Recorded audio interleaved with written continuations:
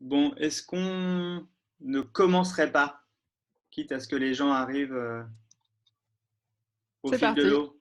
C'est parti? c'est parti. Alors, hop! Bon, ça, c'est quelque chose que qu'Annabelle et Léna vous en On ont a un parlé peu justement, spoilé, un peu c'est vrai. spoilé. Désolée.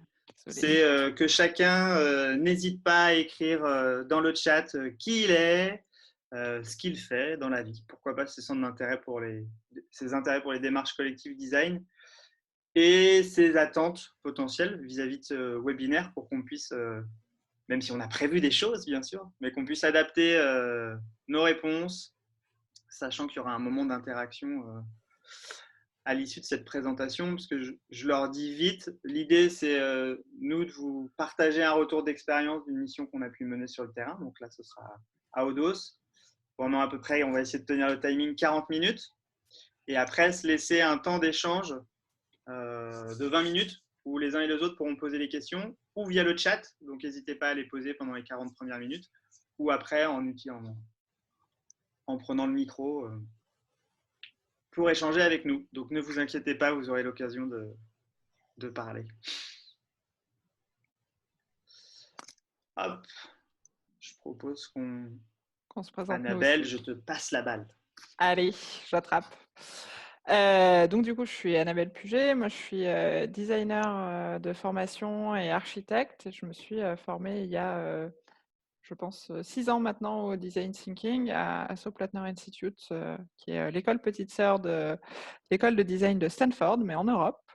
Et j'ai d'abord appliqué le design thinking à tout type de missions, aussi bien des DSI d'industriels que Pôle emploi sur du design de formation, que des banques sur la transformation interne et servicielle. Et depuis 2 ans, je l'applique au sujet qui m'intéresse le plus depuis toujours, le territoire et les politiques publiques. Et j'ai rencontré Nicolas il y a 3 ans sur une première mission de facilitation de design sur des sujets pluridisciplinaires, mêlant acteurs publics, privés, recherche opérationnelle et c'était au top. Et du coup, je te passe la balle à nouveau, Nicolas. Donc moi, Nicolas Lebert, ça fait une dizaine d'années que je travaille sur le sujet de la ville citoyenne et de la fabrique collective des territoires. Dans une vie précédente, avant, j'étais consultant en innovation. Donc il y avait cette logique un peu multi-acteurs et de transformation. Et puis j'ai participé à la fondation d'une association qui s'appelle New Citizen, dont le but c'était de faire émerger des initiatives collectives de la part des habitants pour leur ville. Et puis ce projet-là, ça m'a donné envie d'aller travailler avec ceux qui fabriquent la ville, alors les entreprises, les communes, les acteurs publics, bailleurs et autres.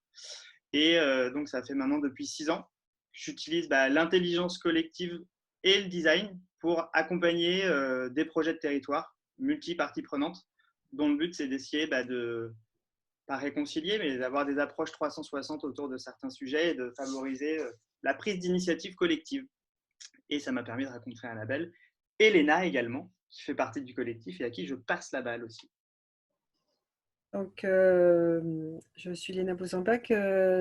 J'ai un tout petit peu plus de kilomètres au compteur que mes deux charmants camarades du collectif qui ont eu l'ouverture d'esprit de m'accueillir dans cette aventure, ce dont je suis vraiment très, très, très contente. Donc, je suis de formation sociologue démographe, puis paysagiste concepteur. Autrefois, on appelait ça paysagiste des PLG. Et j'ai travaillé à la fois en programmation, en études sociologiques diverses et variées, observatoire de territoire, rénovation de l'habitat social, version 1, version 2, version 3, version 4, j'ai perdu le fil. Et puis été paysagiste concepteur pendant une petite dizaine d'années. Et ensuite, j'ai repris une activité, j'allais dire, beaucoup plus pluridisciplinaire, qui est la programmation urbaine, que j'exerce depuis une douzaine d'années maintenant. D'abord 10 ans au sein du cabinet d'études attitude urbaine avec une petite expérience avant dans un ou deux autres cabinets, et puis maintenant au sein du collectif. J'ai rencontré d'abord Annabelle dans le cadre d'une formation au design thinking il y a maintenant 4 ans, ou plus même, je sais plus. Ouais. Et on a mis un petit moment à réussir à travailler ensemble parce que le marché n'était pas tout à fait mûr dans le monde de l'urbanisme et de la programmation urbaine. Et puis, on a eu cette grande opportunité de commencer à travailler ensemble il y a 2-3 ans maintenant. Et on a enchaîné à partir de ce moment-là un peu les collaborations avec beaucoup je crois, d'intérêt voilà, à la fois des maîtres d'ouvrage et d'une autre, évidemment. Et voilà comment le collectif est devenu ce qu'il est, c'est-à-dire très fortement, effectivement, axé sur l'intérêt pour les collectivités territoriales, les démarches, voilà, pour le bien commun, on va dire. Justement, Annabelle, ce collectif.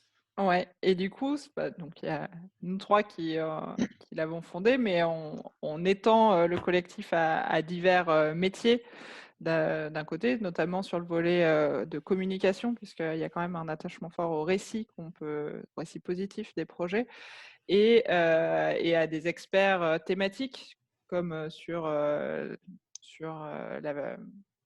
les tiers-lieux, sur l'économie circulaire, etc., pour à chaque fois répondre au mieux aux demandes des clients sur ces 3 volets-là, que sont le fait d'inspirer et donc pouvoir décrypter les tendances, pouvoir témoigner comme on le fait aujourd'hui, et donner envie de franchir ce petit pas qui fait que la démarche participative a du sens, qui fait que le design permet de faire différemment et qu'on y voit une plus-value et des apports directs.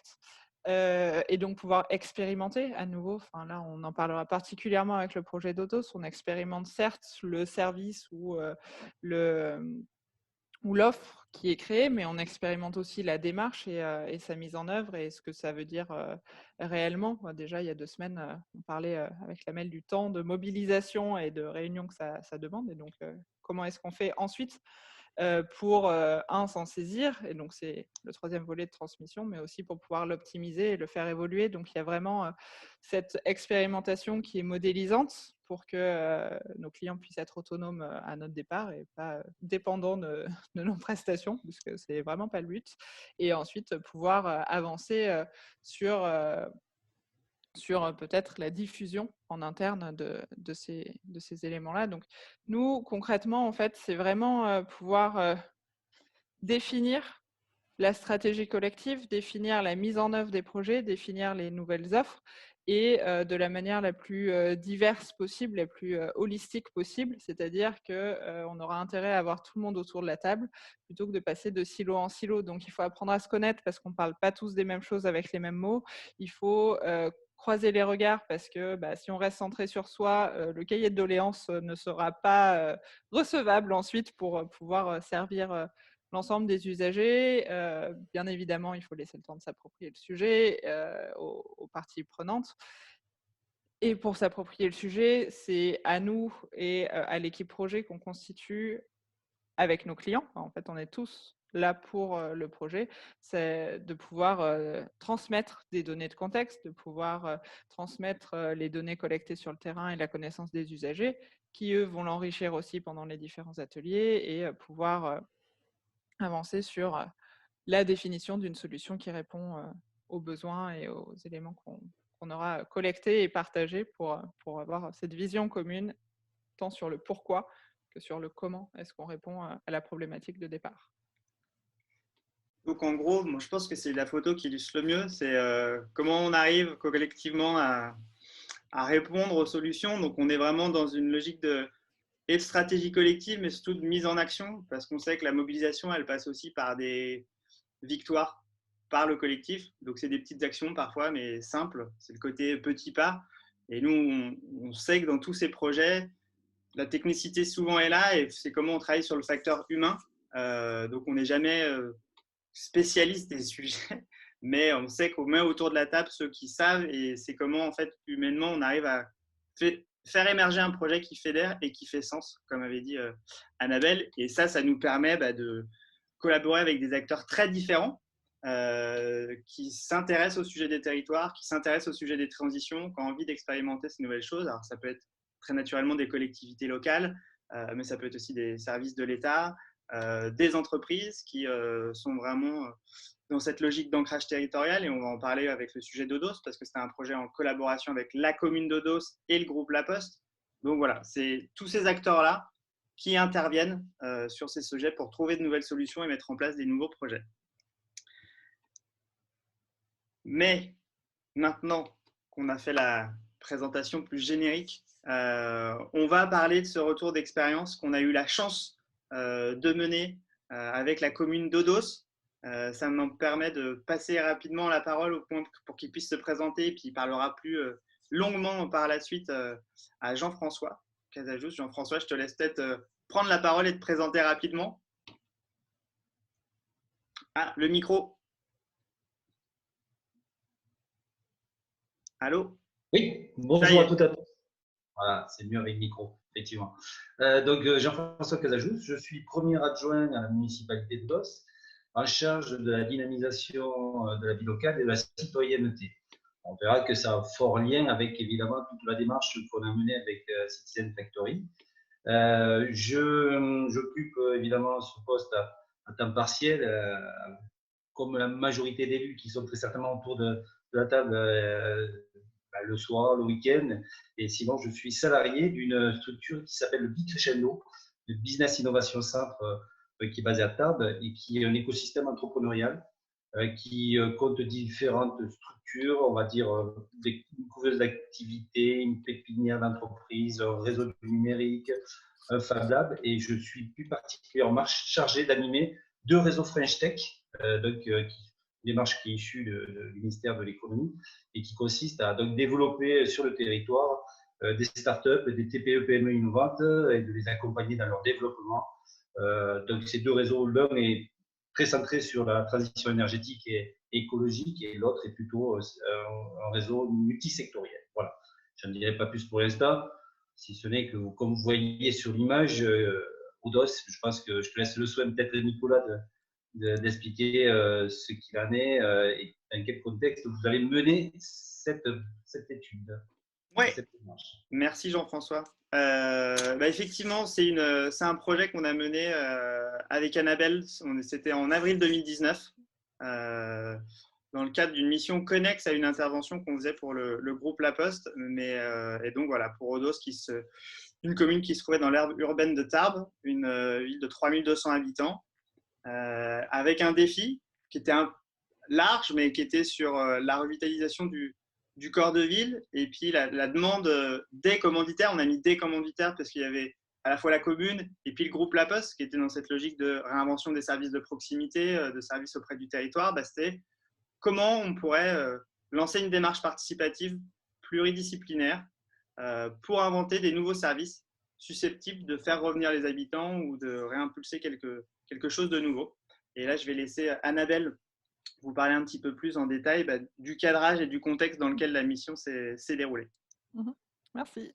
Et donc, comme on l'a déjà un peu dit, donc en fait, cette mission fait suite à une première mission qu'on a menée avec Nicolas pour définir le contrat de présence postale territoriale 2020-2022 de manière participative, alors que c'est le 5e, il me semble, la 5e édition. Et dans l'édition qui était en cours, donc de 2017 à 2019, venait de faire son apparition à un budget dédié aux expérimentations. C'était des expérimentations qui pouvaient porter aussi bien sur la méthodologie que sur de nouvelles offres de services, de nouvelles offres de partenariat, de mutualisation. Et donc, en fait, dans le cadre de ces expérimentations, nous avons été sollicités par le groupe La Poste et la commune d'Odos pour pouvoir réfléchir à l'offre de services de proximité au centre de la commune d'Odos. Et l'expérimentation portait autant sur la démarche mise en place. Donc, juste sur le contexte plus locale. Donc, la commune d'Odos, là, comme vous pouvez le voir, elle est au sud de Tarbes. On a un très beau panorama sur les Pyrénées et c'est une ville, comme on peut le voir, qui est un peu scindée en deux par l'autoroute, avec une partie vraiment proche de la grande ville et un centre-ville qui est plus au sud. Et donc, quand on est arrivé, qui présentait certes tous les services à la population, le groupe scolaire, la MJC, le CCAS, la mairie, le bureau de poste, dont on va bien évidemment reparler un peu, l'église, la bibliothèque, mais il y avait aussi quelques locaux commerciaux vacants. Et donc en fait, à notre arrivée, donc là, vous voyez, on est face à la mairie, l'église est à gauche, à droite, on voit la grande boîte aux lettres, Jaune. donc jaune, voilà, et on a la boulangerie dans le dos. Donc en fait, il y a des espaces qui ouvrent vers certaines perspectives. Du fait de la restructuration qui avait été faite il y a une quinzaine d'années, le plan de circulation était en cours de modification, notamment avec à ce moment-là la peinture qui permettait de voir les nouvelles pistes cyclables, voies piétonnes. Il y avait une vie associative très riche, donc je reviendrai pas sur les commerces que j'ai déjà présentés. Et en fait, juste à l'extérieur du centre-bourg, il y a au rond-point d'entrée de centre-bourg un pôle santé avec des professionnels de santé et une pharmacie. Et en face, quelques chevaux qui font aussi partie des activités qui sont présentes dans la ville. Et donc, en fait, quand on est arrivé, au slide d'après, quand on est arrivé, en fait, on était aussi dans une ville dynamique et en mouvement, notamment avec le projet et la démarche de Odos en transition qui visait à accompagner les services et la population vers une meilleure mise en œuvre des pratiques du développement durable. Il y avait d'autres projets de mise en accessibilité de la mairie et de modification des bureaux communaux. Et sur les projets qui étaient aussi plus tournés vers la population et les habitants, il y avait aussi tout ce qui est en lien, donc dans Odos en transition, avec la diminution des déchets verts et des biodéchets, mais aussi la réflexion sur la transition numérique, sur les services au public demain et le lien avec la Poste, et également sur des réflexions autour de la mobilité. Donc, dans ce contexte géographique et de mise en œuvre de politiques publiques et d'ambition pour cette ville, il y avait tous les éléments que je viens de vous présenter. Et du coup, l'impact sur notre mission et ce qu'on en retire, ce qu'on en a extrait pour cette mission, c'était vraiment le fait que la démarche design, oui, parce que ça fait partie de nos modes de faire, parce qu'il y a une volonté de franchir des pas rapidement. C'est une mission qui s'est déroulée en 4 mois environ, en moins de 6 mois. Mais c'est vraiment la mobilisation collective qui a été au cœur de la mission, avec une équipe magique. On va y revenir juste après. Et en fait, donc, notre rôle, c'était vraiment de pouvoir donner toutes les clés possibles en illustrant à chaque fois les plus-values et en éclairant les choix qui pouvaient être faits, afin que l'équipe municipale qui s'est largement saisie du sujet et du projet puisse mettre en œuvre ce qui faisait le plus sens pour eux, puisse mettre en œuvre ce qu'ils avaient le temps et la capacité de réaliser, en ayant bien sûr en perspective l'objectif de meilleure prestation de services auprès de ses habitants et de temps disponible. Donc du coup, ce qu'on disait, c'est que c'est une mission qui s'est menée en 12 semaines, avec un cadrage, je vais y revenir juste après, qui a été très dense et je pense efficace et en tout cas rapide, pour pouvoir proposer une conception de la démarche dans sa globalité et donc démarrer la mobilisation dans les jours qui suivaient avec le recueil des besoins et continuer le recueil des besoins, puis pouvoir mener un atelier d'idéation et de prototypage et enfin de transmettre une synthèse et une analyse de tout ce qui a été fait pour que la mobilisation puisse se poursuivre et le projet aussi. Et donc, ce que je vous disais, une équipe magique, déjà, dès la réunion de cadrage, faire équipe a été facile ou facilité, je ne sais pas, mais par les personnes qui étaient autour de la table. Et il était évident qu'en 2 heures de temps, nous étions une équipe projet et on était tous là pour servir l'objectif et pas chacun prêcher pour sa chapelle. On était vraiment dans cette posture de co-construction. Et en fait, la posture des personnes qui étaient autour de la table laissait supposer qu'on n'était pas dans une démarche participative décorative, on va dire, ou un vernis qui fait que on est en train de se dire qu'on coche la case participation, mais que c'était vraiment une implication forte, une volonté forte et la possibilité de mettre en œuvre quelque chose de sincère et de réel, et notamment dans les réalisations qui allaient être faite ensuite. Donc juste sur le... Si. Ouais, vas-y Nicolas. Non, le petit point, c'est le dernier point que tu mettais, hein, c'était cette mobilisation.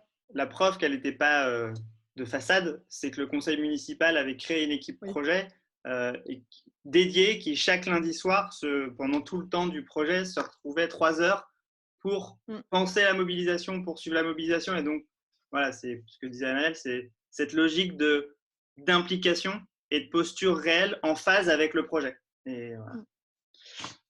Ouais. Et donc sur la première partie, en tout cas sur le cadrage, donc avec Nicolas, nous sommes allés une journée à Odos. Et en fait, donc c'est ce que je vous expliquais. Donc cette réunion de cadrage qui a permis, de se rencontrer les uns des autres, de pouvoir définir et mieux préciser les objectifs, tant du côté du groupe La Poste que du côté du conseil municipal, de pouvoir enrichir les enjeux qui avaient été déjà énoncés, bien évidemment, dans le brief de mission, mais pouvoir les préciser et commencer à prendre connaissance des différentes parties prenantes et notamment de l'étendue de l'écosystème. Jean-François Cazajou vous expliquait son métier à côté. En fait, ça facilite aussi le, le, le fait d'être dans des visions pluridisciplinaires et transverses et holistiques.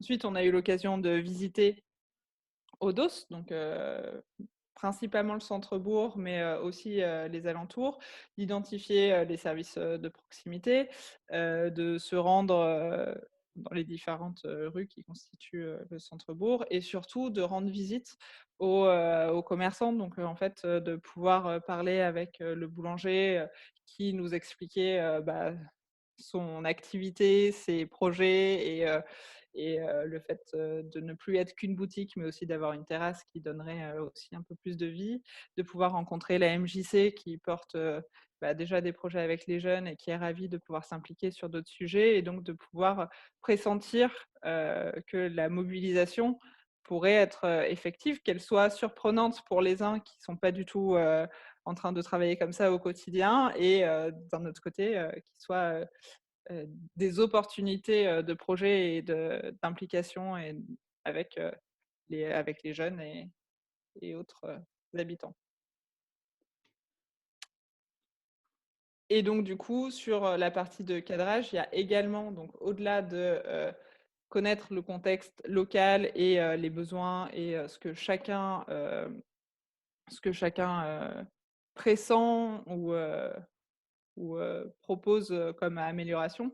Il y a aussi de notre part rendre possible le pas de côté et pouvoir inspirer, comme on le disait, le collectif, c'est aussi 3 axes, dont un axe d'inspiration, et donc pouvoir présenter des projets qui se font ailleurs et qui sont en lien avec des pistes et des volontés qui ont été évoquées lors des entretiens individuels et qui permettent de nourrir dans différentes directions ce qui pourrait être fait. Voilà. Je te passe la parole, Nicolas.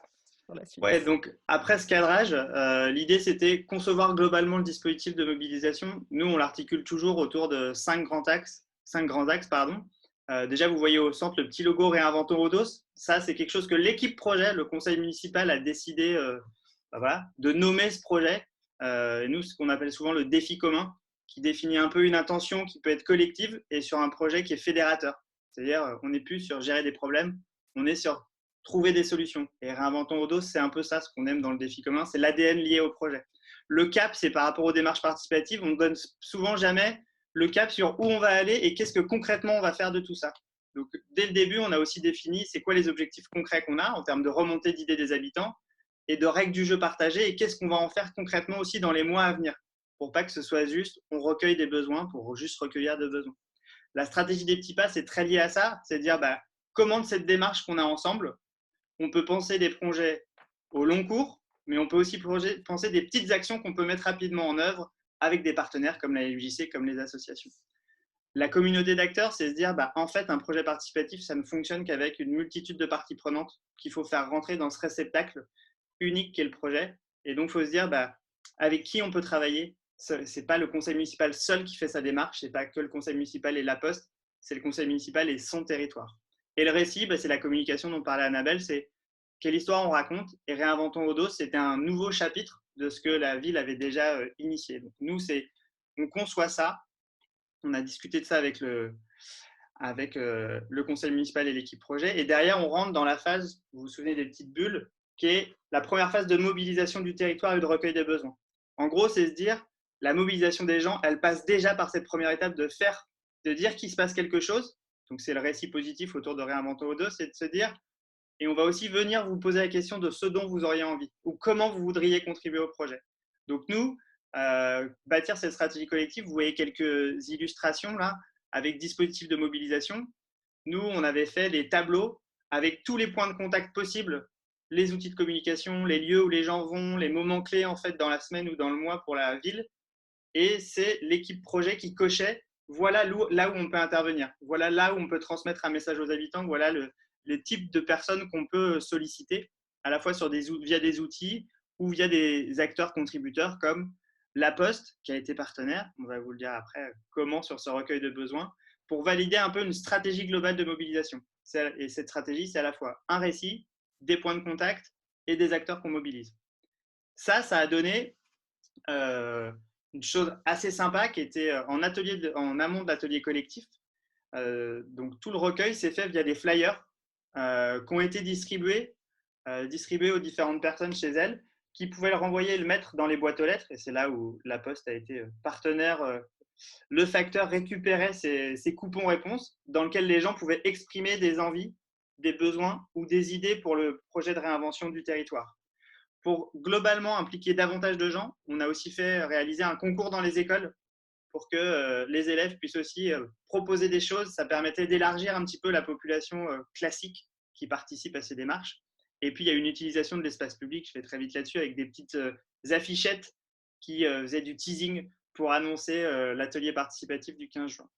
Parce qu'une fois qu'on a pu recueillir toutes ces informations, ça nous a permis en fait de faire une synthèse et de définir des partis pris. C'est-à-dire par rapport à une problématique très générique qui est revitaliser le cœur de ville ou réinventer des services de proximité. On a identifié 6 grands thèmes, 6 grands sujets qu'il était intéressant de traiter de manière collective dans un atelier. Ces 6 thèmes, c'était la place du numérique, le centre-ville qui devient un terrain de jeu, d'expression et d'expérimentation, parce qu'il y avait plein d'espaces disponibles dans lesquels on pouvait imaginer des choses. Un travail sur le bien vieillir, les nouveaux commerces, les nouvelles activités économiques, des nouveaux équipements, et puis aussi, c'était quelle mission et quel service pour le groupe La Poste imaginé dans le cœur de ville. Donc ça a été la synthèse de tout le recueil des besoins qu'on a fait, et cette synthèse-là a été directement utilisée dans un atelier participatif qui a été organisé le 15 juin 2019, qui était ouvert à tous, qui s'est réalisé, comme vous le voyez, dans l'école primaire, si je ne dis pas de bêtises, de la ville. Et ce qui était intéressant, c'est on a réfléchi, on a fait 6 groupes de travail autour de ces 6 thématiques. L'important, c'est autour de ces tables, tout le monde était au même niveau. Les gens du conseil municipal étaient chacun à des tables, les habitants étaient aux tables. Donc, on avait vraiment des tables pluridisciplinaires pour permettre aux gens de réfléchir à ces sujets en se mettant à la place des usagers, de ne pas être tout de suite dans la solution et de réfléchir en tout cas autour de ces thématiques. Ce qui nous a permis, je vais très vite, de faire émerger déjà un ADN commun autour du projet pour fédérer les gens, parler d'un même vocabulaire, d'un même système de valeurs qu'on avait envie de porter, indépendamment des solutions qui seraient mises en œuvre. Puis, là, voilà, vous voyez un exemple de posters sur lesquels on travaillait. C'était derrière des posters initiatifs sur chacune de ces thématiques, numérique, senior, services de proximité, petit commerce, permettre aux gens de se projeter vers des vraies solutions pragmatiques dans lesquelles vous voyez un petit endroit qui est à la fois les bénéficiaires et des parties prenantes. Ce qu'on voulait, c'était forcer les gens, de manière positive, à réfléchir des projets participatifs. C'est-à-dire que la solution devait aussi être participative, où chacun devait être impliqué. Et ça nous a permis on va dire, de prototyper. Il y a eu une forme de convergence, c'est-à-dire de toutes ces tables traitaient d'un sujet différent, mais toutes ont convergé vers cette logique parce qu'il y avait des espaces vacants dans le centre-bourg, vers un projet potentiellement collectif de tiers-lieux, avec plusieurs usages qui pouvaient être envisagés. Et tout ça, on était sur une logique, je le précise, ça c'était une vision un petit peu parfaite, un tiers-lieu avec tout ça, mais on s'est tout de suite dit aussi, et qu'est-ce qu'on pourrait mettre en œuvre tout de suite avant même l'existence de ce futur lieu en termes de services et comment expérimenter ça. Et suite à cet atelier, je vais vite, vous inquiétez pas, on vous enverra les supports détaillés, vous aurez tout. Nous, c'est là que notre mission s'est arrêtée. On a fait la synthèse de cet atelier qu'on a partagé avec le conseil municipal. Et derrière, il y a des choses qui étaient prévues sur la poursuite de la mobilisation. Parce que l'écueil de certaines démarches, c'est de mobiliser les gens. Et puis d'un coup, le projet s'arrête au moment où on les a sollicités, et puis il n'y a plus rien derrière. Et ce qu'avait prévu le conseil municipal, et ensuite Jean-François nous parlera de la suite justement de ce prolongement, ça a été comment on prévoit la suite. Et il y a eu une soirée de restitution le vendredi 28 juin. Derrière le film Qu'est-ce qu'on attend, qui est un film sur des citoyens qui prennent, avec un conseil municipal, qui prennent la main et qui décident de réinventer leur territoire. Donc il y a eu un ensemble de rendez-vous qui ont permis de poursuivre cette mobilisation et de l'inscrire dans le temps. Pour ne pas dire réinventons Odos, c'était 4 mois, merci d'avoir participé, c'est fini. Mais réinventons Odos, ça s'inscrit dans la politique territoriale qu'on souhaite avoir de mobilisation des habitants. Et c'est là que je laisse la place à Jean-François qui va nous parler de ce qui s'est fait par la suite, justement, par le biais, juste suite à cette mobilisation citoyenne. Jean-François, c'est à toi. Merci Nicolas. Écoutez, le principe de mon intervention et l'objectif, c'est vraiment de vous présenter la démarche qui a été menée à Odos suite à la méthode Citizen Factory. Je remercie encore à la fois Annabelle et à Nicolas et Elena de nous avoir accompagnés dans la démarche, puisque on va le voir, notre logique, elle est déjà de vous inspirer, de vous permettre et d'avoir envie peut-être d'expérimenter et de vous transmettre un peu les bonnes pratiques telles qu'on les a conçues. Un petit rappel sur le diagnostic et le plan d'action qui a été élaboré suivant les 3 axes qui ont été présentés tout à l'heure par Nicolas, savoir donc la participation de 50 élèves de l'école élémentaire mobilisée qui du CP au CM2 ont dessiné, ont vu, ont revu, ont imaginé l'Odos de demain avec des idées très intéressantes malgré leur jeune âge. Je pense que on le voit que l'intelligence collective n'est pas dédiée à un âge particulier. 40 personnes qui ont été présentes à l'atelier collectif. Alors, sur une population de 3012, c'est vrai que ça fait peu, mais au final, des personnes assez représentatives du tissu local, notamment associatif, puisque sur Odos, comme on le rappelait tout à l'heure Nicolas ou Annabelle, on a quand même pas loin de 30 associations. Et 60 personnes qui ont rempli le coupon réponse qui a été distribué individuellement dans chaque boîte. Donc tout ça nous a permis de faire un diagnostic qu'on a restitué lors de fin juin et on a ressorti donc 6 thématiques. Des thématiques alors qui étaient déjà, puisqu'on était déjà en poste, hein, comme vous l'avez compris lors du précédent mandat, des thématiques du développement durable et de l'environnement, de l'équipement et commerce, l'agriculture et la restauration, en phase jeunesse-famille, mobilité déplacement, la solidarité et seniors. Avec, comme le disait Nicolas, ce qui est assez intéressant, c'est que le point commun à l'ensemble de cette thématique, ça a été vraiment ce tiers-lieu, ce lieu de vie qui manque sur Odos. Voilà, Odos est plutôt une ville dortoir à proximité de Tarbes. Tarbes qui est une ville de quasi 45-50 000 habitants où il y a tout un tas de services. Et les Odosséens ont plus tendance à aller chercher les services à Tarbes que de les avoir d'en profiter sur Odos Centre. Et donc, d'où la nécessité d'avoir un lieu de vie. Et c'est ce qui nous a mené assez rapidement. On a vu la diapo passer sur la démarche 1000 cafés que vous connaissez peut-être, qui est portée par un groupe qui s'appelle SOS et dont l'objectif, comme son nom l'indique, est de développer 1000 cafés sur le plan national et pour dynamiser des centres-bourgs comme les nôtres qui auraient perdu de ce lieu, on va dire, convivial et social. Et donc, on a été lauréat de cette démarche, sachant que c'était l'an dernier, au mois d'octobre-novembre, sachant qu'on avait eu donc la réponse et que sur une région comme Midi-Pyrénées, on n'était que 3 à avoir été lauréats. Et c'est ce qui nous permet d'avoir une certaine satisfaction à l'avoir proposé. Mais cette candidature n'a été possible, entre guillemets, que parce qu'on a mené la démarche avec Citizen Factory et qu'on s'est rendu compte vraiment de la demande des Odosséens sur ce sujet-là. Alors, la suite, on l'a traduite au travers d'un plan d'action Odocité. Alors, je ne vous cacherai pas que, bien évidemment, on s'est servi aussi de ce diagnostic pour élaborer notre programme électoral, pour en tirer un certain nombre d'enseignements et définir des plans d'action. Au travers de cette démarche Odocité, c'est un plan d'action qu'on veut évidemment dynamique, durable et solidaire. On verra dans quelle mesure et surtout quelles sont les conditions de réussite que je vous donnerai tout à l'heure et qui me paraissent évidentes en lien toujours pareil avec la méthode Citizen Factory. Donc,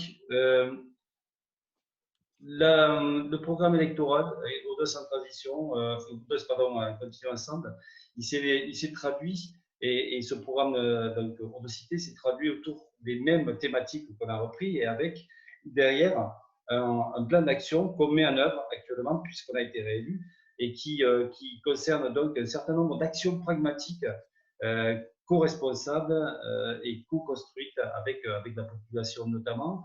Le réseau de chaleur, voilà, un réseau de chaleur qu'on va mettre en place au niveau des bâtiments, un programme Odos en transition. Alors, Odos en transition, c'est un programme, on va dire, éco-responsable qui met en place un certain nombre d'actions à l'attention de la population, notamment, pour citer qu'un élément de ce plan et ce programme, c'est la possibilité de broyer des végétaux à partir d'un broyeur qu'on met à disposition gratuitement auprès des Odosséens. Donc, on est vraiment dans une recherche collaborative avec des Odosséens sur la base de services qu'ils pourraient utiliser.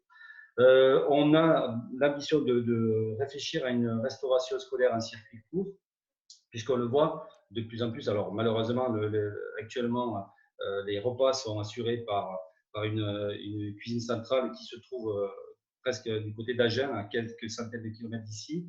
Bon, on aspirerait à avoir une restauration scolaire un peu plus en circuit court et un peu plus locale. On va mettre en place un conseil municipal des jeunes. Pourquoi? Parce qu'effectivement, lorsqu'on fait le bilan, lorsqu'on a vu au travers de l'expérience avec les élèves de l'école élémentaire, toute la richesse qu'il pouvait y avoir derrière les jeunes, et c'est toujours intéressant pour nous, et dans une démarche de citoyenneté, donc démarche que je porte, c'est de pouvoir aussi sensibiliser les jeunes à cette future action citoyenne.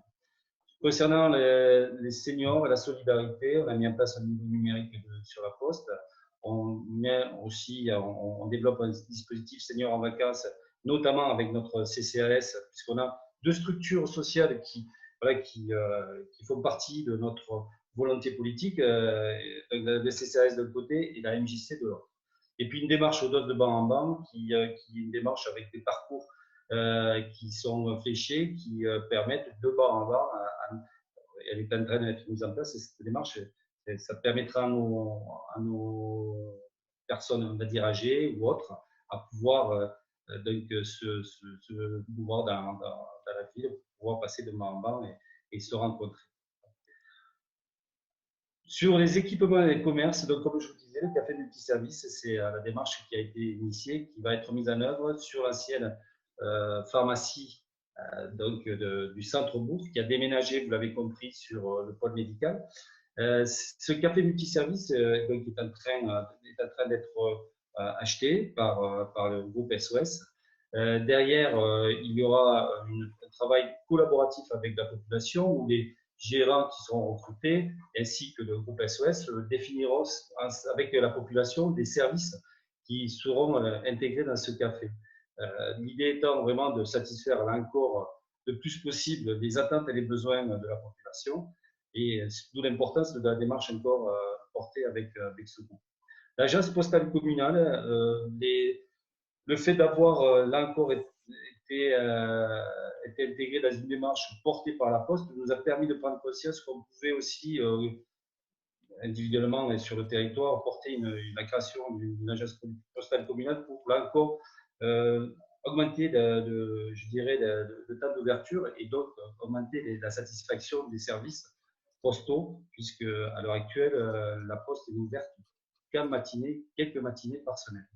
Et puis nous avons un gros projet, le projet je dirais du mandat qui doit rénover la mairie et qui intégrera l'ensemble des réflexions, puisque vous avez pu le voir dans quelques photos qu'on vous a montrées. Vous avez différents lieux, notamment un ancien château avec à côté des écuries qui ne sont pour l'heure pas exploitées, qui pourraient l'être dans le cadre de ce projet de rénovation de la mairie, pour y mettre les différents services. Mais ce projet de rénovation de la mairie, je vais y revenir tout à l'heure sur ces notions de co-responsabilité, de co-construction, ils ne seront efficaces que s'ils sont faits également et s'ils sont menés avec les agents communaux qui seront utilisateurs évidemment de ces locaux. Sur la mobilité, on a comme projet un plan de mobilité douce et un réaménagement d'une rue spécifique plutôt accidentogène qui serait encore, sur un mandat comme le nôtre, un exemple concret de ce qui peut être fait de manière collégiale avec la population sur ces sujets. La citoyenneté, on va mettre en place donc, un projet participatif où 1,50 € sera dédié par an, par habitant à ce budget qui sera, et donc on soumettra, on demandera à la population de réfléchir à des projets dans leur quartier qui seront soumis à la population, aux autres membres de la population, d'autres habitants, par le biais notamment d'une application mobile qu'on vient de mettre en place. Si vous voulez la voir et voir quelle est la manière dont on l'a construite avec le groupe NeoCity, c'est une application qui se veut à la fois très interactive d'information et d'alerte entre la mairie et les eaux d'océan, avec l'idée vraiment de là encore capter peut-être un nouveau type de population, notamment des jeunes qui sont très centrés. Alors voilà. On ne voit pas, on ne la voit pas. Tapez simplement Odos sur votre moteur de recherche, vous allez voir. C'est une application simple et efficace qui peut rendre d'énormes services. En tout cas, c'est notre cas depuis qu'on l'a mis en œuvre en juillet de cette année sur une population de 3200 à 300 habitants. Il y a 600 personnes qui l'ont déjà téléchargé. Et ça nous permet de passer, comme vous le verrez, des informations, de laisser la possibilité aussi aux citoyens de nous alerter sur certaines problématiques, propreté ou autres, et nous de passer des alertes. Donc, vous voyez que le plan d'action en lui-même, c'est un plan d'action qui est dédié, mais qui a été quelque part la conséquence de toute la démarche menée avec Sylvain Factory. Et donc, peut-être en termes de conditions de réussite, avant de rendre la parole à Nicolas ou à Annabelle, alors les enseignements.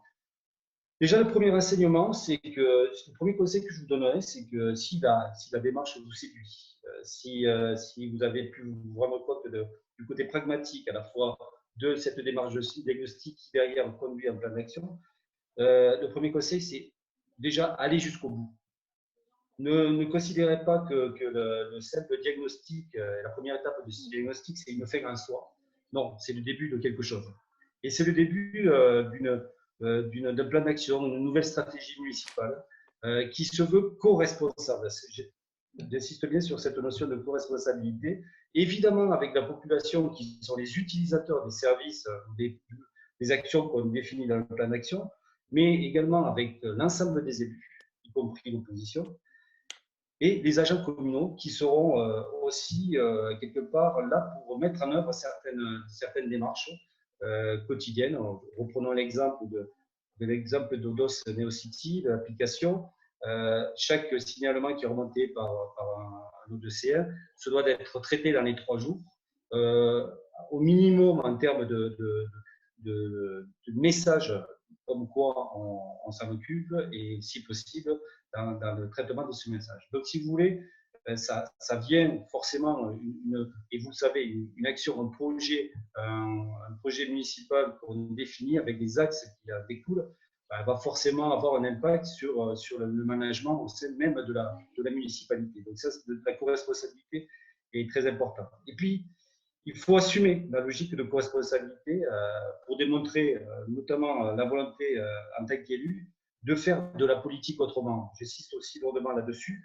Sous l'axe de la gestion de la vie de la cité, hein, c'est bien la définition première de la politique et non pas forcément un moyen de se faire réélire. Même si c'est peut-être important pour une majorité d'entre nous, ça reste quand même un objectif. Maintenant, c'est lointain puisqu'on vient de redémarrer un nouveau mandat, mais je crois que le mandat tel que nous, on imagine, c'est vraiment un mandat de co-responsabilité, de collaboration, voilà, de co-gestion à un certain moment dans la mise en œuvre de ces actions. Et je terminerai par simplement un principe de base qu'on connaît tous, qu'on n'applique pas forcément toujours, c'est dire ce qu'on fait, c'est bien, mais faire ce qu'on dit, c'est mieux. Voilà. Donc,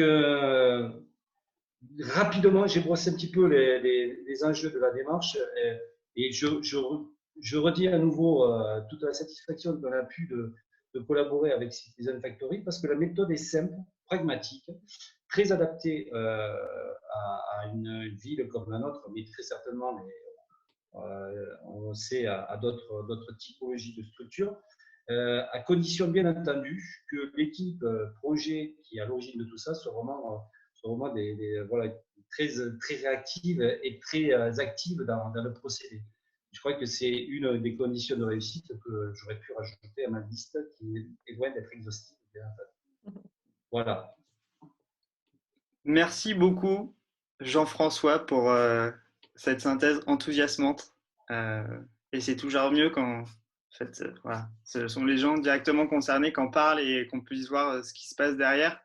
Je complète et puis après, je laisserai Annabelle aussi compléter. Mais voilà, un des messages dont parle Jean-François et qui est le plus important, c'est le participatif. En fait, on pense souvent que c'est faire participer, faire changer de posture les gens qui sont sur le territoire, les habitants.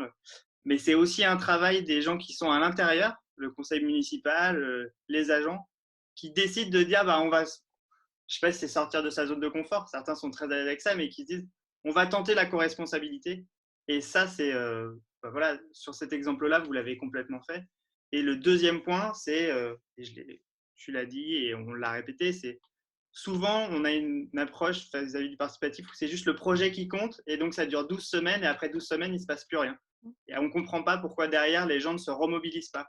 Alors qu'en fait, une mobilisation, c'est l'occasion derrière de remobiliser autour d'autres projets. Et tu présentais tout à l'heure les chiffres de 150 personnes mobilisées sur les 12 semaines, 12 à 13 semaines. Ces gens-là, c'est des gens qu'on ne peut pas perdre si derrière, on les informe de ce qui se passe. On décide de les réembarquer sur un ou un autre projet. Certains, ce sera le café associatif. D'autres trouveront plus de sens dans haut dose de banc en banc. Et c'est ce côté, c'est créer cette continuité pour que sur le territoire donné, que ce soit une petite commune comme une plus grande, un quartier, il y ait une continuité, un fil rouge. Et c'est là-dessus qu'on fait que la mobilisation va être plus forte. On ne mobilisera jamais 15% ou 20% autour d'une très belle mobilisation. En fait, elle se crée dans le temps parce que la confiance se crée dans le temps.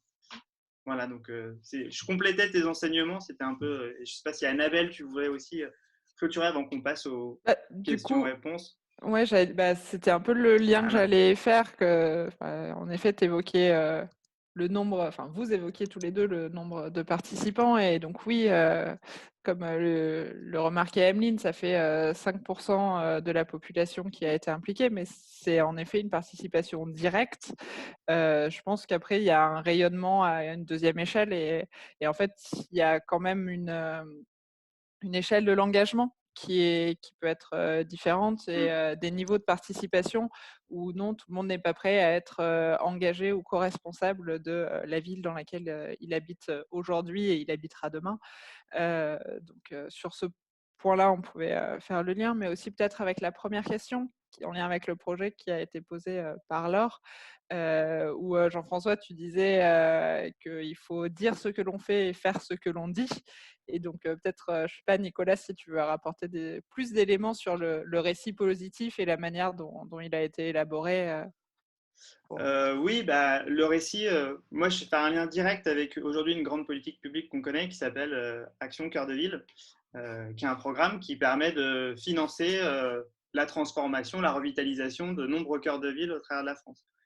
Souvent, il y a un récit en fait qui est très technique autour de ces sujets et on s'étonne que parfois il n'y ait pas forcément une mobilisation naturelle qui se fasse autour de ces sujets. Donc, nous, c'est vrai que dès le départ, le récit, on a essayé de le faire déjà avec l'équipe projet, quand on a fait cette rencontre à Odos le 8 avril, je crois, 2019. C'était avec le conseil municipal, avec les gens du groupe La Poste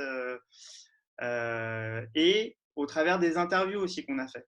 Parce que nous, le récit, on l'a très vite rédigé, je pense 2 à 3 semaines après cette première visite, parce que ça nous permettait d'avoir cette campagne de communication. Mais on a fait une interview d'un boulanger qui nous a dit ce qu'il ressentait avec son apprenti, qui nous disait ouais, à Odos, on aimerait un endroit pour s'amuser. Moi, je vais à Tarbes ou je vais en Espagne le week-end.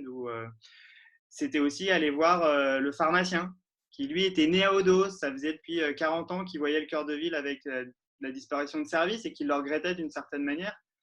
Et donc, ce récit, même si on ne l'a pas co-rédigé avec les habitants, parce que les habitants, on les a impliqués qu'à partir du moment du recueil des besoins, ces premières interviews, l'interview de la MJC qu'Annabelle était à la voir, etc., ça a été plein de petits éléments très concrets et hyper pragmatiques du quotidien qu'on a utilisés pour pas créer une campagne de com, mais juste utiliser des mots simples qui derrière allaient parler aux gens sur « Ok, je vois pourquoi je vais remplir quelque chose sur ce coupon » ou « Je vois pourquoi je vais venir participer à l'atelier ».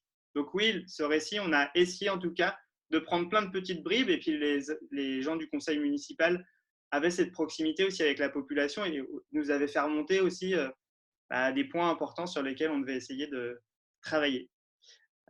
J'enchaîne un peu peut-être sur la question qui étaient les participants à l'atelier du 15 juin. En tout cas, on a essayé d'être le plus large possible dans la mobilisation puisque les coupons ont été envoyés à tout le monde. Il y a eu de l'affichage qui a été réalisé. Donc, on avait les membres du conseil municipal. Jean-François, tu compléteras si. Et ensuite, il y avait des membres d'associations, puis il y avait des habitants lambda qui étaient là et qui représentaient une diversité d'acteurs, en tout cas, et de parties prenantes du territoire pour avoir une vision assez complémentaire des sujets, pas que techniques, parfois juste d'usage. Donc, on a essayé d'être le plus.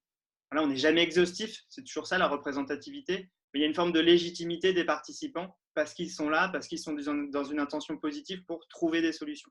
Oui, nous-mêmes en tant qu'élus, même si c'est vrai que on était bien représentés, on était là avec une casquette de citoyen avant tout, et avec cette capacité à pouvoir s'interroger réellement à partir de la méthode. Et c'est vrai que, comme tu l'as souligné tout à l'heure, la méthode sur les 3 groupes a bifurqué sur un même et seul objectif, ce café multiservice, ce lien social qui est assez incroyable. Et c'est ce qui nous a fortement conditionné à déposer notre candidature pour la démarche du café. D'où tout ça. On fait le lien parce que là, on est dans le moment de l'atelier et je vois que Marie-Cécile a posé une question sur « Vous n'avez fait qu'un atelier, comment avez-vous construit et inventé votre atelier ?» Alors, je vais essayer de bien répondre. Et Marie-Cécile, si je réponds mal, vous pouvez prendre le micro. En fait, la construction de l'atelier, ça a été un atelier de 3 heures. C'était un samedi après-midi. En fait, on l'a construit en 3 temps. Le premier, ça a été de faire, je vous ai présenté d'ailleurs une diapo parti pris, c'était de présenter en fait l'ensemble de la démarche aux participants et de leur expliquer pourquoi déjà on arrivait à ces 6 thématiques de réflexion de l'après-midi. Pas que ces 6 thématiques, elles étaient sorties du chapeau, etc. Donc, c'était montrer l'intégralité de la démarche en cours.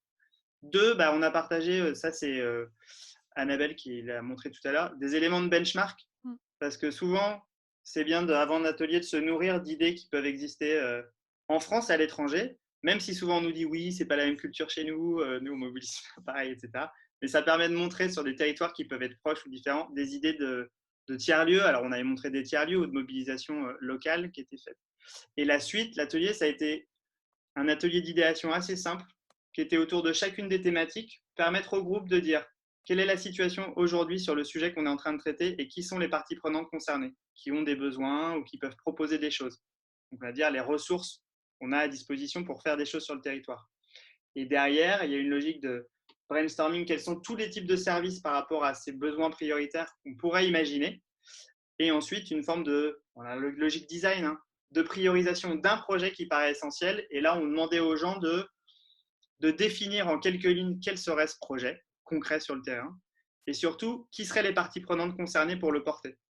Et pour tous les tiers-lieux qui ont été cités près de chaque table, il y avait une forme de co-responsabilité. L'idée, ce n'était pas d'avoir un cahier de doléances qui dit « bon, bah, c'est le conseil municipal qui va, avec la Poste, se débrouiller pour nous avoir un tiers-lieu, qui vont nous aménager et qui vivra… Non, c'était « qu'est-ce que peut faire le conseil municipal ?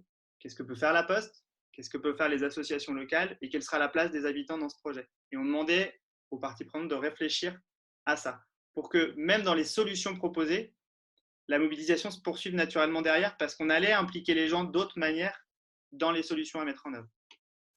J'espère que j'ai été assez clair, mais s'il y a d'autres questions, je pourrais, Marie-Cécile, envoyer des… Je reprends peut-être la main, si tu permets, Nicolas, sur une question d'Elsa, quel est l'élément de Franck, quel est l'élément déclencheur de la démarche? Est-ce qu'elle est… Bon, effectivement, on pourrait se dire, tiens, il faut ça en fin de mandat, c'est électoraliste, ça permet de fédérer la population juste avant l'échéance et donc de démontrer notre capacité d'écoute. Notre capacité d'écoute, elle a été tout au long du mandat précédent. Finalement, c'est de l'opportunité avec la Poste qui nous a permis de prendre la décision de rentrer dans cette démarche en ayant conscience que ça pouvait être pris et vécu comme électoraliste. Maintenant, on a toujours, lors du mandat précédent, privilégié l'écoute et les relations quasi quotidiennes avec la population, avec des associations, avec tous les acteurs économiques du territoire. Donc, je pense que ça n'a pas été forcément étonnant pour une majorité d'entre eux de nous voir entrer dans cette démarche. Et l'objectif derrière, évidemment, c'était, on aurait pu s'arrêter, comme peut-être certains le font, à cette démarche de diagnostic, à dire, bon voilà, on a rémunéré Citizen Factory pour ça, ils l'ont fait. Maintenant, on part de ça, et puis on verra bien lors du mandat prochain, si on est élu, sur la mise en œuvre du plan d'action. On n'a pas voulu, là encore, perdre de temps, parce qu'il est toujours intéressant qu'on garde bien en mémoire tous les échanges qui ont lieu, toutes les interrogations, pour pouvoir structurer un plan d'action le plus représentatif possible et le plus cohérent possible. Voilà. D'où le fait que finalement, ça a été un cheminement, mais qui date de notre précédent mandat en termes de méthode. Voilà. Peut-être d'autres questions que j'ai loupées? Avez-vous réussi à mobiliser, Marine, qui nous dit des jeunes hors MJC et des actifs? Non, pas pour l'instant. Pas pour l'instant, mais je pense que ça fait partie des projets, notamment sur mon ex-citoyenneté. Alors, le conseil municipal, on va pas aller jusqu'aux actifs, évidemment, parce que le conseil municipal, je pense qu'on le créera avec des jeunes qui seront entre 11 et 15 et 16 ans. Mais malgré tout, et on le voit au travers de la démarche d'ensemble actuelle et avec la crise sanitaire, qu'il est important qu'on puisse avoir une action envers les jeunes actifs. On voit qu'il y a des études qui nous démontrent un petit peu les difficultés qu'ils rencontrent. Et on a une MJC qui peut nous être, finalement, qui peut être intéressante dans la mise en œuvre d'une stratégie, d'une politique particulière. Mais hors MJC, je pense qu'il y a un travail de fond à faire aussi dans la logique. Donc, si vous voulez, tous les projets que j'ai présentés dans le cadre d'autres cités ne sont pas tous listés et d'autres, de nouveau, apparaîtront très certainement dans le cadre du mandat, mais toujours avec cette logique co-responsable et collaborative. Y a-t-il… Il est 34, donc déjà on est pas mal sur le timing. 35. Y a-t-il quelques dernières questions? Une ou deux peut-être?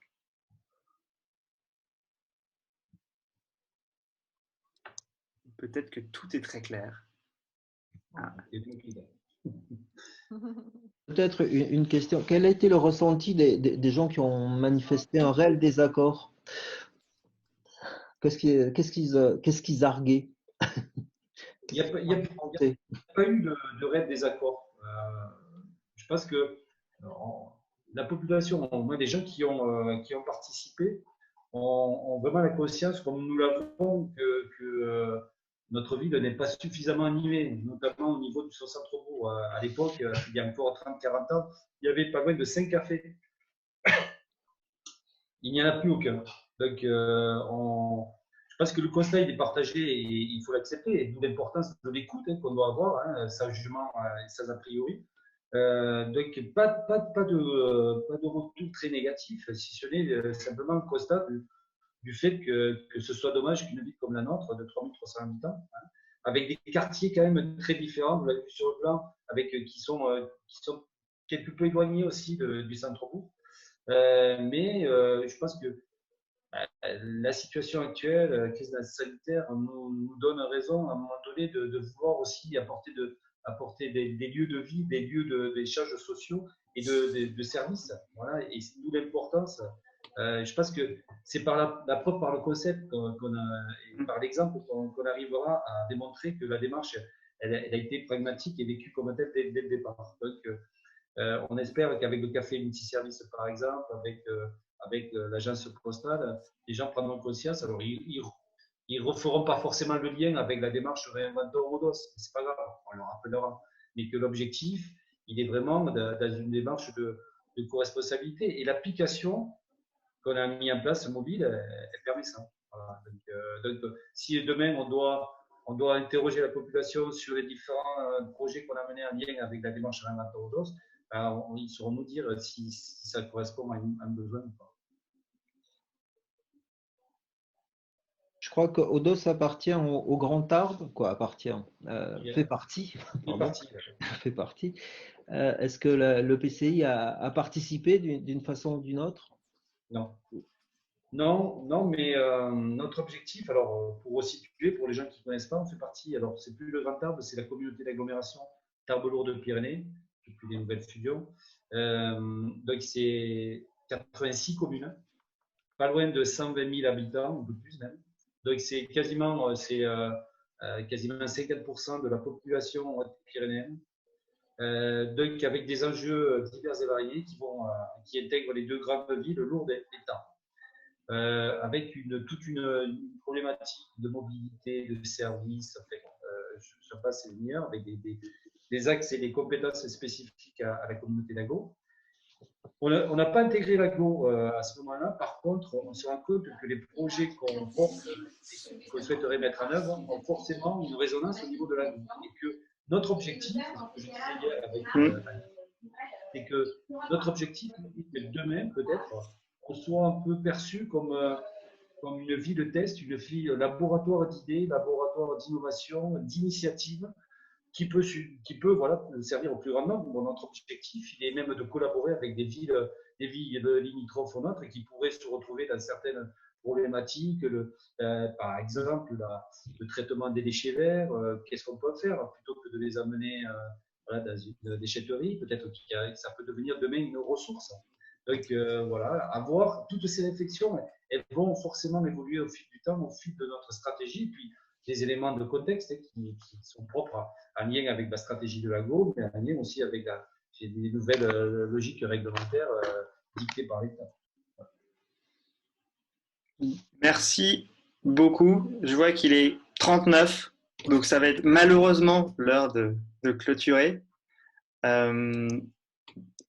Tout d'abord, merci. Bon, je passe toutes ces diapos. Merci beaucoup, Jean-François, pour le temps que tu nous as accordé et pour ton témoignage qui est terrain, qui est pragmatique, qui dit plein de choses. Et c'est vraiment, moi j'ai trouvé même ça personnellement très intéressant d'avoir ce suivi un an plus tard de la situation.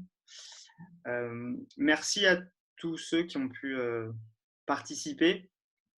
Si tu permets, Nicolas, ça te coupe la parole, mais je voulais remercier aussi Citizen Factory vraiment, et j'engage toutes les personnes, les élus qui nous écoutent aujourd'hui à réellement rentrer dans la démarche parce qu'elle est, voilà, elle est très pragmatique et vous avez pu le voir, très, très porteuse d'idées nouvelles et d'innovation, et on en a bien besoin en tant qu'élu de se remettre en question ou de se renouveler. Voilà. Donc, merci à vous dans cet accompagnement. Merci beaucoup, Jean-François. Et je précise pour… merci. Hein. Je vais envoyer ça à tous les élus de France, je pense, ce témoignage le plus largement possible. Ouais, c'est ça. Il restait quelques questions dans le chat, on pourra y répondre a posteriori, on les prend et on les oubliera pas, on vous répondra. Merci à tous d'avoir participé. Alors pour aller plus loin, on va bien sûr vous envoyer toute la présentation, tous les slides qu'on a vus là, vous aurez le temps de les lire tranquillement.